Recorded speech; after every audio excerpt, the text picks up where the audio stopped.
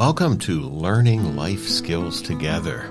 This is our weekly community Zoom meeting where our guests help us to go deeper into the 4 life skills and open up a huge array of chances to practice them.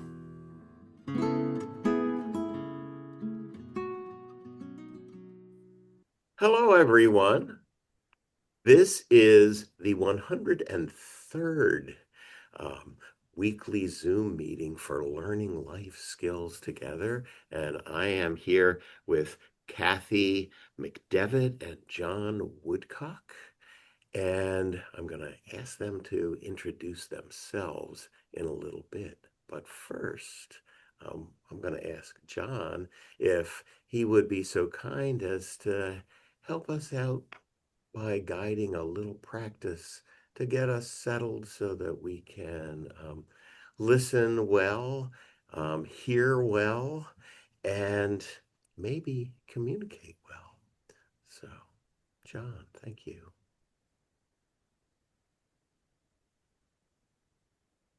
Is that my cue? All right. I don't know if your experience is like mine, that some days you come to the computer or to an appointment and you're not really there. So first I want to ask simply that we take a few moments in silence to breathe deeply and just relax into the moment.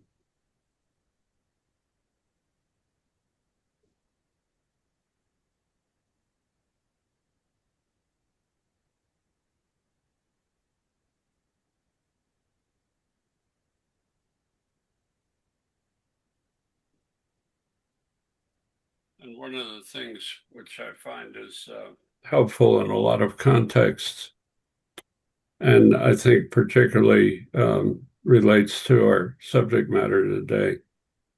Would you take some time to think about a moment in your life where you felt loved and accepted?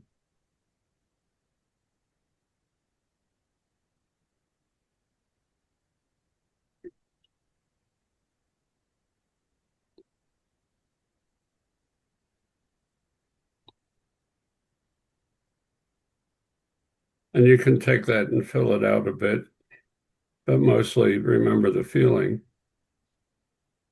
But who were the people? What was the environment?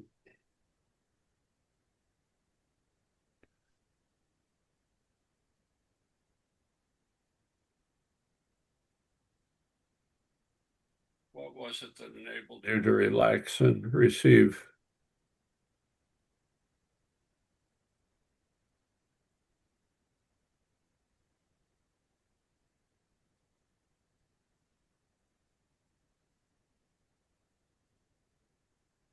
One of our tasks, I suppose, is just to come back to that feeling as often as we need to center and to carry it into conversations or into our watching the news. Responding to events around us.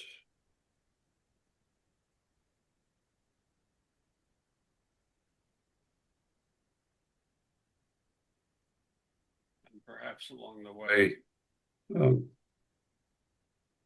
to think of the people who support us in that, or the actions that support us in that.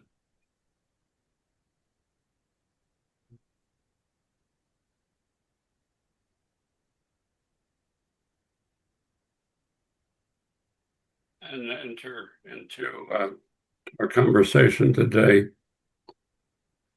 with the openness that that brings and the awareness.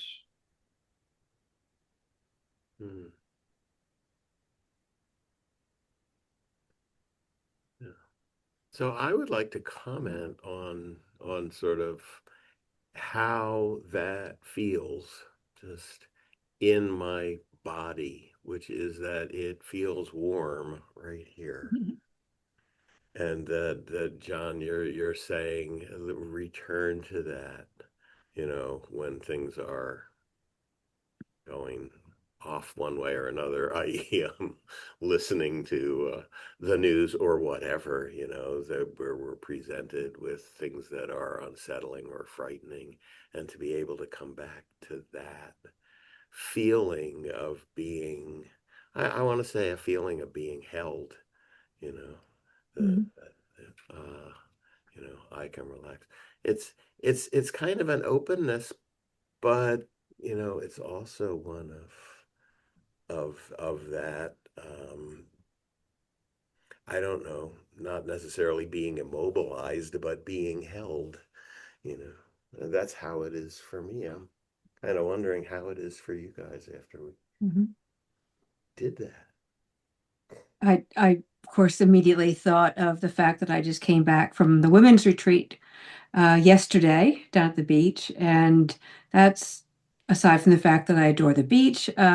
This is a group, we've been getting together for 10 years or more. Mm, And just being together in that household is wonderful. We all deeply respect each other. I would say we love each other, as friends. And people who come into the group new, they are also, of course, part of the group. It's not just people who've known each other for a long time, and uh, we feel like we can talk about anything, and we respect each other, and it's wonderful. It's it's and it's very I really needed it right now. So mm, it is a wonderful feeling though to be able to think back about how being with that group and feeling I can be myself and everybody else also is being their authentic selves. And it works yeah, yeah. because we respect each other. It's all about respect and boundary. There are things that you wouldn't, the boundaries of behavior in the group and respect that. And it's wonderful. It's a wonderful feeling. Belonging, yeah. Hmm. John, how was it for you? Um, I occasionally, in that way you commented on feeling embraced, Freudians would have fun with this, but I occasionally think of being rocked by my mother as a Mm, toddler. yeah. But most often over the years, I've found that coming from a supportive community, uh, and in the presence of which I don't have to play a role. And Mm, having had the role of a pastor for many years, I know all the images that people can try to project on me, and most of them aren't me, you know. mm, But I was fortunate to be with a group of people who did accept one another in that sense. All as and this is a part of it for me, all accepting that none of us knew everything or had all the answers, and yeah, that there was something to be heard from each person. yeah, yeah. Wonderful. So now you have let slip that you have served as a pastor, and I'm going to ask you to continue and tell us a little bit about, sort of um, the things in your life history that would lead you to talk with us about this idea of belonging and effectively communicating with Um, I'll I'll try to keep it brief, but others. I know five there's a and a half lot. years ago, 5.5 years ago, I retired. And for many clergy, that means separating yourself from the community you've been a part of. Hmm. And that was the case. So that base of understanding was all of a sudden, in a way, removed. Hmm. And You know, it didn't mean that there weren't relationships that continued, but it meant that the week-long experience in that community, week after week, Mm. was not there. And I was fortunate in that, and Don, I shared this with you. I grew up in a large congregation where the feeling was that the teenagers especially, but the young people were a budget item. Mm. And there was a lot of protocol is not a word that we would have used then, but there were a lot of expectations about what made you fit. Mm. Um, and so I was fortunate in that when I walked away, somebody said, "Why don't you try this place?" which was a small congregation who were happy to see, you know, a young person and were willing to extend all the grace they could to an opinionated young adult, teenager, whatever. Um, and of course, I went on, unbeknownst to me, the pastor singled me out as his successor and very beautifully, without ever raising the subject, prepared the way. Um, Wow. but the I started by saying, you know, that this was somewhat eliminated. Um, so what I was carrying with me as I retired was a, a sense, not a perfect sense, but a sense of this is who I am and have been. I'm not going to be a different person tomorrow, but I do need to find a community because that's where I look for support. Mm. And was fortunate to walk into a place where the rector did not mind having an old guy around. He wasn't threatened by him looking over his shoulder, et cetera, et cetera. But Mm. anyway, I'm going to do a brief segue here. There's a book by Kathleen Norris called The Cloister Walk, and she, as a lifelong um, Protestant, is relating her experiences and what she's learning in retreats in a Benedictine community. And the Benedictines, as a model, accept every guest as Mhm. in the image of God, if you will. But in one conversation with one of the older Benedictines, there was a discussion of the difference between the way they did community and the way corporations did it. And the corporations had slots that they wanted to fit people into, whereas the Benedictines tended to look at the person and what their gifts were, and even at times create positions around that. Mm. Um, in grad school, I had done the usual adjunct teaching, and I remember the Jesuit community at St. Joe's and hearing that they had created a whole new department because three Jesuits weren't getting the enrollments that the administration would have liked. Mhm. And I thought, oh, that's what that was about, you know. Mm. So it's learning, it's unfolding. Yeah, Yeah. I'll stop there. But No, that's really beautiful and really gets down to the nub of some of what we want to talk about for sure. Thank you so much, John. Kathy, Mhm. would you like to do the same? Would you like to talk a little bit about how it is that um, you have come to know about this idea of belonging, which we're actually exploring through a religious lens right now. Mhm. You know, we've talked to a number of clergy, you know, Protestant clergy. We've talked with Muslim folks. We've talked in various guises. So it's really interesting that people start to talk about the same thing when you scrape it back and say, what about belonging? Yeah. Yeah. What's there? So, Well, I was an only child, so being on sports teams, being part of a group was wonderful for me. Being part of, I remember going to camp and living in a cabin full of girls, and just thinking that was wonderful. And the sports teams, the sorority, I loved being that, and some of the work groups that I worked in over the years as a lifeguard and then computer programmer.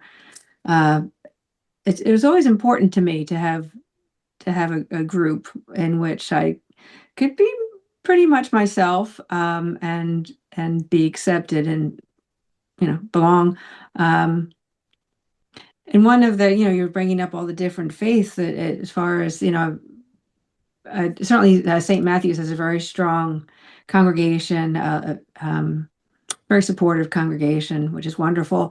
But when I got involved in the interfaith work, which is actually where I first met John Woodcock, was at the Wan Institute. There was a training given by Interfaith Philadelphia about having interfaith dialogue, and I was sent by the suggestion of my pastor because we were beginning to, as a faith community, get involved in interfaith. This was in like 2016, 2017. So we went down to, it was just a 1 day session. We were together all day, and it was a pretty wide range. There was a Buddhist, Muslim, uh, I think there's some Jewish folks. I forget who else, of course, different Protestant and other Christian faiths. And we had the most wonderful conversations, and and everybody was just being very open, having just talking about their faiths, and I found so much commonality, but which I always suspected was the case, but I really hadn't experienced it so much. And I remember at the end of the day, I just felt like I just wanted to stay there in that room. Uh, mhm. it was such a beautiful feeling of everybody being very so authentic, and respectful, uh, and sharing their feelings, listening to other people. There was so much authentic dialogue. It was just a beautiful thing, and I remember I was one of the last people to leave the room. I don't want to go, but it was the beginning of my interfaith journey. So it's with the interfaith action community that kind of formed out of that. I've found the same thing, that we can have these dialogues, and found so much in common.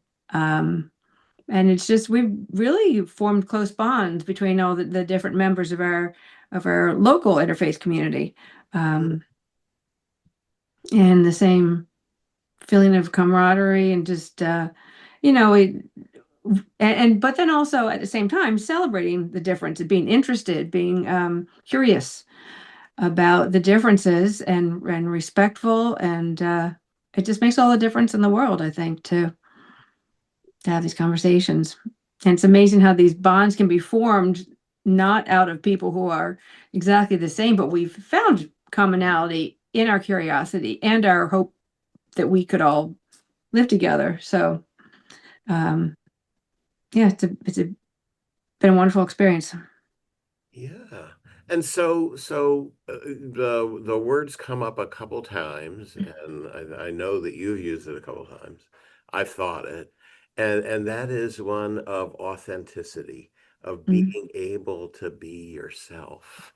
And actually, um, in my conversation with our friend from the Islamic community, um, one of the main points that he was making, sort of about the community, was that to be able to be yourself is the thing mm, that the community can give you. Mhm. That's really an important thing. And so just reflections on this idea of authenticity and how, the idea of belonging, and I want to say the practice of belonging, um, can, can be something that we hope to model for our kids, the kids we care for and about, as I like to Mhm. say, because they're not necessarily ours, but they're ones we care for and about. So, Mhm. Before we went on the record here, if you will, we were talking about the difference between 2, 3-year-old, whatever. mhm, Um, and I was recalling there were 2 or 3 summers I worked as a day camp counselor at a place on the grounds of Friend Central School. mm, And I had in my group something like 15 or 16 5 and 6-year-olds. And, it was a whole spread of kids with a whole spread of kids' personalities. But about every fifth sentence out of one boy's mouth was, "Nobody will like you if you do that." And in the way that kids parrot their parents, I was thinking, man, you, you, mm, you're a summer camp counselor. You can't say anything about this, But I'm thinking, boy, I'm glad I'm not in his home. Uh, how that ability to just be out with it um, is drilled out of us so often in our culture, and sets up a pattern that can continue. yeah. There's a man, a poet, a podcaster, Patrick Atuma, uh, Mhm, who wrote a little book on prayer, and he's very much an Irish Catholic, or non-practicing now, but in the Catholic doctrine, when the bells ring, Jesus has just entered into the host, and he said that one day in Mass, he was sitting not too far from a woman with a 2.5, 3-year-old child, and the bells rang. And this child, who had been told to be quiet, screamed, "Hello, Jesus!" And he said, in the whole congregation, he was the one who got the point. yeah, yeah, But, and you watch kids in church, and the parents are more uncomfortable than the kids, Mhm. yeah, So, yeah. and I recall with fondness those Sundays when during a hymn, some of the young children would get up and dance in the aisles, and fortunately, I was serving a congregation where that was accepted, and it was Yeah, more than is it just and that cute, it was more, wow, they're getting it. Yeah, yeah. yeah. Mm, cool. Yeah. Reflections on authenticity, Kathy? Oh, I feel like as John said, it's kind of beaten out of us as from Mm, children, as a child, you're curious, you just who you are, you dance in the aisle if you feel like it. And yeah. unfortunately, sometimes you also throw yourself on the ground and scream if you feel like it. So there are some, again, with the boundaries, that's what I was talking about, Yeah. throwing yourself on the ground is maybe not as acceptable, but I think there's way more that's beaten out of us in terms of what's acceptable for a woman, what's acceptable for a man. Uh, a man can't be weak. A woman, can't be too loud. Whatever, our Yeah. culture has lots of rules. Um, Yeah. and I think I also think about then Brene Brown's. What we learn is something that Brene Brown talks about in her work. We learn how to fit in So we're part of the group because we mold ourselves to be what we think is acceptable versus being authentic and finding a group in which we, that where we fit in because of who we are. I think, obviously in society there, as I said, there are some rules that one must follow, but Yeah. I think we have a few too many these days as far as cultural rules and societal expectations and all that. So just make I think it's hard for young people to decide which parts of myself are acceptable, which parts do I need to cover up in order to fit in. And to have to do that in the first place is the sadness, I think, around this whole discussion, and the idea that others help us belong. This idea that I can't belong without the others is Hmm. I can't belong without them seeing who I am Hmm. for real. Hmm. Otherwise, it's not belonging. Hmm. I mean, my test of belonging, and since I've been talking about this for a while, I've sort of tried to come up with some little definitions. And like one definition is you belong with some group when if you're not there, somebody calls you and says, "Where were you? Are you okay? Hmm. What can we do for you?" That's belonging. And I think that's, you know, part of that acknowledgement of who you are, you know, at least as best as you can see it in the moment there. Hmm. I also like Robert Frost from Death of a Hired Hand, where he says, home is where when you go there, they have to take you in. Yeah. They know everything. Hmm. And here you are. Yeah. My piano teacher said to me one evening, he was the eldest son of an Armenian clergyman and had turned off the church years before. Mm. He said, Woodcock, and he took a drag on a cigarette. He said, I've decided to join the Quakers. Even if they don't want to listen to you, they have to pretend to. Yeah. Mm.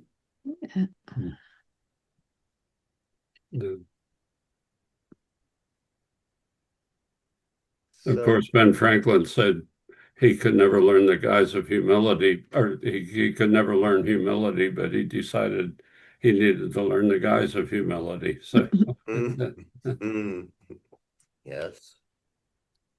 forgive me, that's going the opposite direction. I know than what you're trying to Yeah. communicate, but sometimes we see it in the contrast. Yeah. Hmm. Yeah. And so one of the things that goes with this is the words that we use. And so much of, the skill, the activity, the practice is belonging, but the fourth skill is effectively communicating. Hmm.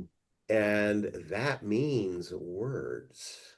That means being able to say what it is that you need. I mean, that's how we sort of define this. If you're effectively communicating if you're using your attention to notice what's going on with you and what's going on around you, and then feeling into what you're feeling and recognizing what it is that you need in that moment. You Hmm. get many extra points for understanding what others need Yeah. in that moment as well. But if your 3-year old can understand that right now I can't walk through the Acme anymore, I need to get in the cart, and can say that, that's Hmm. great. Mhm. Hmm.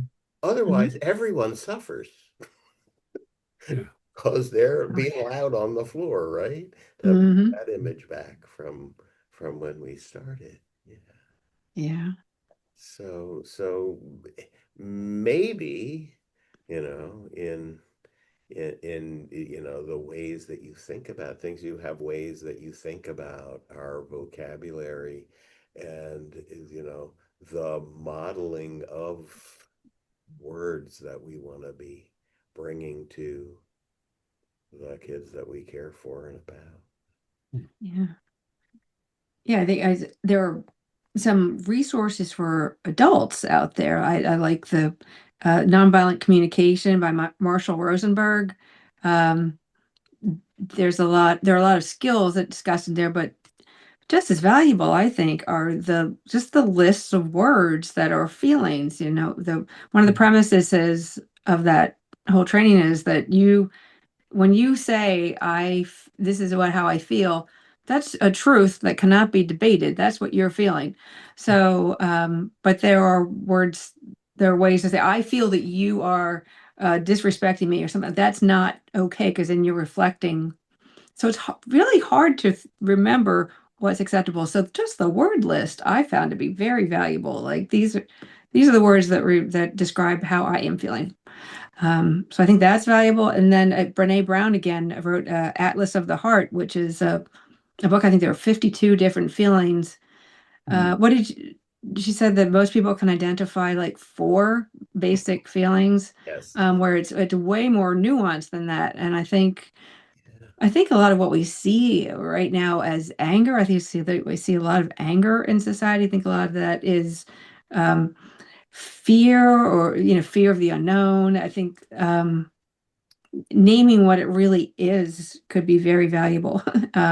Yeah, that whole idea of anger and fear, I mean, and the relatedness of them. We talk about that in the recorded part of the course Mhm, on the 4 life skills.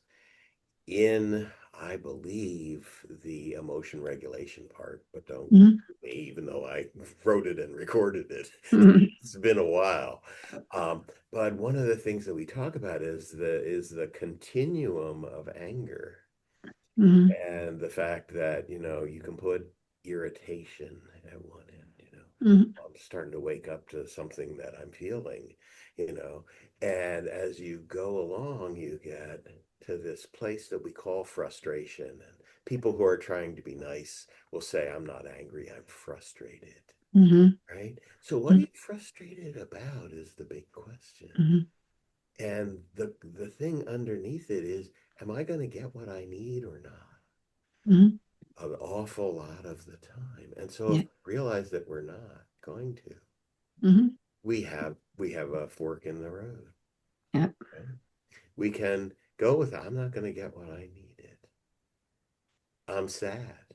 Mhm, I want to ask for what I need and see if maybe I can get it. And we don't tend to acknowledge that sadness. mhm, We tend to go leap right over and take the pride part and say, how dare you treat me this mhm, way? This isn't what I wanted. mhm, And that's a short putt into anger, right? mhm. Or it's also how society tells us what's acceptable. It's sadness is maybe weakness. It's strong and Exactly. it's righteous anger. That's okay. So It's not the it's way we usually go, but mhm, it changes our reality really fast if we do. mhm. So You one know, I'm thing. thinking of a story. We had a labyrinth on the property, the congregation I served, and different groups would come and use that. And a person who was running a grief sharing for widowers, asked could she bring people and do a walk. And afterwards, one of the women in the group said, I lost my husband however many months ago. And of course, everybody's thinking, oh, she should be over it. So she had decided that she was going to walk the labyrinth, and this was the day she was going to let go. But as she was walking the labyrinth, she realized she didn't have to let go, and that the feeling was okay. Mm. And what a beautiful recognition, Yeah. and Kathy and I alluded to it. Kathy was talking about the expectations that society implants in us about what we do, what we don't. We're very uncomfortable with grief as a society, We or are. or well, the hurtfulness that we see around us. Yeah. Which Yep. is so odd, given the fact that we are human beings, just another species of animal on the planet, and we know what Mhm. happens. Yeah. We know how all that works. Yeah, it's so odd. A lot of the grief is just kind of put over there, like with our society, I think it's kind of unnaturally divided by age, right? We put all the old people or the ill people over there.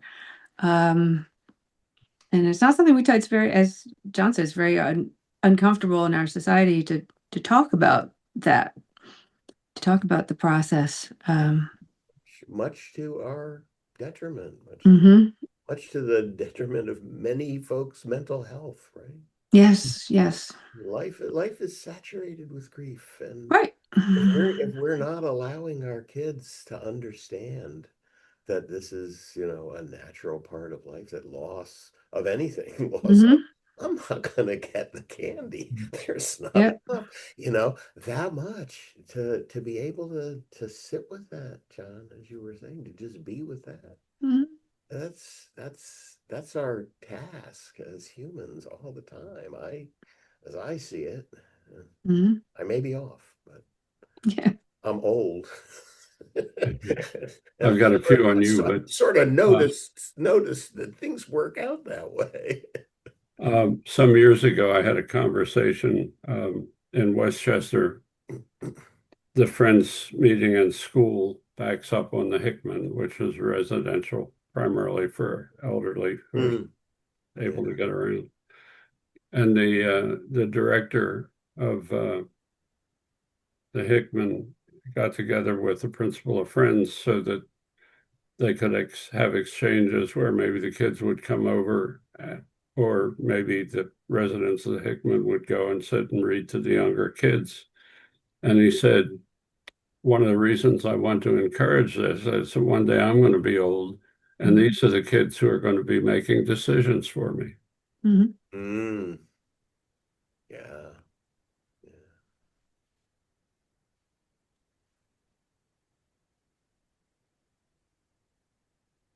So I let's guess it was at my dad's retirement community. They actually had a preschool on site or daycare for the staff's kids, I think. But they would bring the Mhm. kids through, and the yeah, interaction was beautiful. With Yeah. the yeah, throw in a visiting dog, and it was fantastic.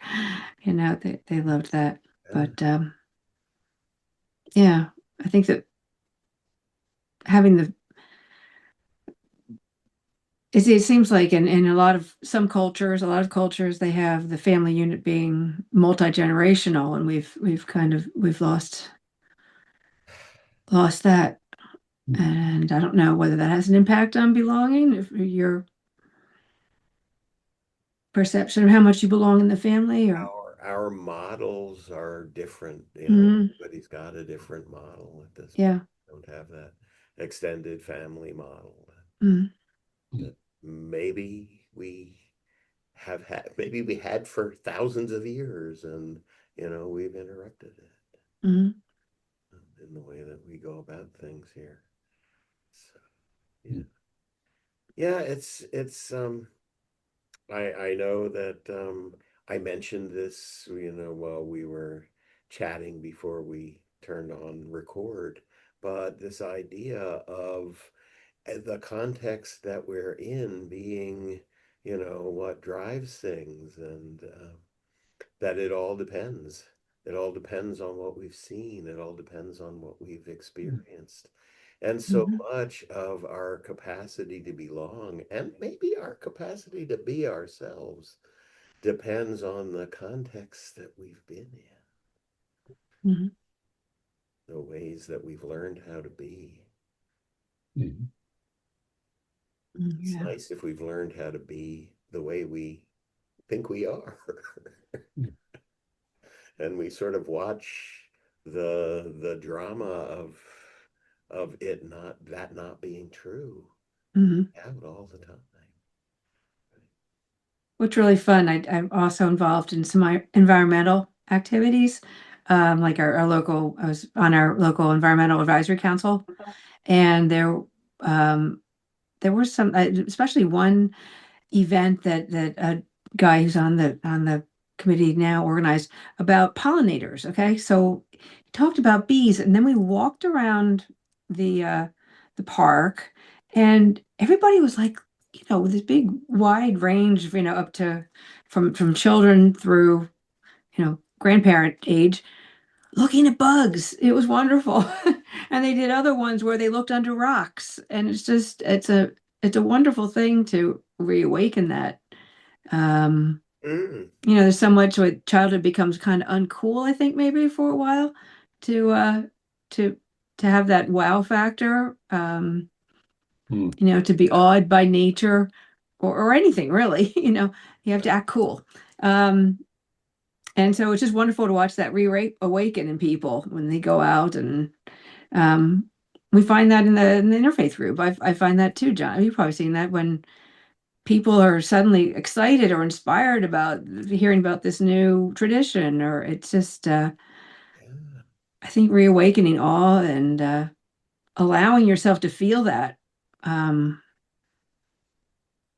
it's that it, yeah, that is so much the fit that we're talking about here. I mean, the action, the practice for our emotional regulation is experiencing awe. mhm. That how can we be together and experience awe? You know, It seems like it's a basic human thing. it is. So to belong in the human species, it feels like we should be experiencing that. There is so much awe, and if you're one who is attracted to the transcendent, it's available all the time. Mhm. And the fact that we do that together, it's just, you see two people looking at a sunset. Mhm. One person looking at a sunset or a sunrise is different than two people doing it, Mhm. Yeah. you know. Or the person who's Not just looking at it through a quantitatively, not camera. just quantitatively, but qualitatively too. It's different. Yep. Yeah. Uh, Mm. We had a member who was a volunteer at the little reserve off of 352 up near Penn State. I'm blanking now on the name of the park, but was working on butterflies garden there, and said, "Can we do that here?" And it was such a fun thing for people to get together, find out what the plants were that would attract butterflies, et cetera, et cetera. And we go out there and look, this is what the forgive the lack of terminology. I'll say the pupa or whatever that Mhm. turns into that kind of caterpillar that turns into that kind of butterfly looks like. And man, they could be 180 from one another in terms of color and all that, but Ah, you know, different times of year on certain plants, you'd see this one or this one. Mhm. well, this is it. A And lovely yeah, addition. there is so much to share. Um, when we But in really, that case, it was one person's all communicating to, yeah, to bring it to everyone. Yeah, yeah. Mhm. yeah, yeah. So, wow. From authenticity to awe, we Mhm. we have really compressed things. Mhm. So, got it down to one syllable. Yes. So when we come to the close of one of our Zoom meetings, um, what I ask of our guests is that they give us a word of wisdom or a watchword. So words of wisdom, you can talk for a while. It can be a sentence or two, but a watchword sometimes is a fun thing too. Just one word that encapsulates, an idea for belonging, for that authenticity that is connected to belonging. I'm long-winded. You're not going to get one word. You're going for the words of wisdom. But I read a short piece of Rumi this morning. What you long for is longing for you. Yeah. Mm-hmm. So that idea that belonging goes both ways. Yeah. Yeah. Mm-hmm. And belonging to a sunset or sunrise. I guess I would say gather. Just go.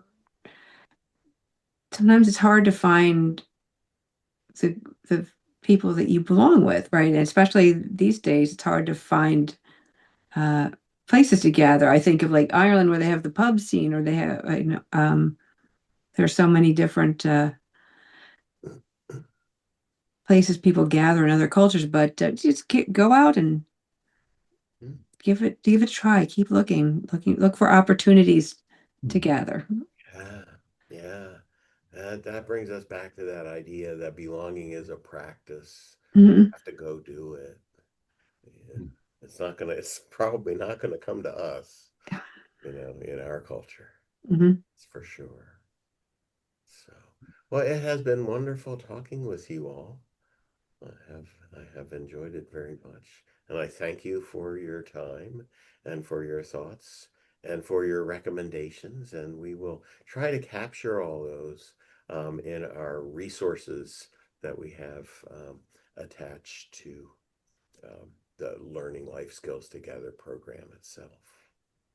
So, yeah. Marshall Rosenberg, Nonviolent Communication. Mm-hmm. And don't forget Brene Brown. Renee Brown. Rumi. Mm-hmm. John himself. I'm just going to refer people to you, John. No. I thank you for the opportunity to be a part of the conversation, and for Kathy for saying, ask John Woodcock. That's it. That's it. Yeah. All right. Thanks so much. Thanks, Don.